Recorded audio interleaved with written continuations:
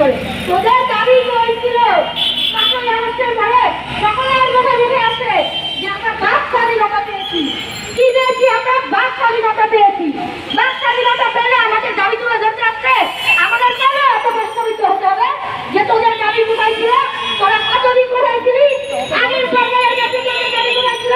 দলীয় হয় আমাদেরকে আটকে রাখে, আমাদেরকে বলা হয় আমাদেরকে আওয়ামী লীগের দালাল, আমাদেরকে এইসব কথাবার্তা বলা হয়। আমরা ভারতের দালাল, আমাদেরকে এইসব কথাবার্তা বলা হয়। দলীয় হয় আমাদেরকে ট্যাগ লাগিয়ে দাঁড়িয়ে রাখার চেষ্টা করে। আমরা সনাতনী রাজ্য করলে কি ভাবতে আছি?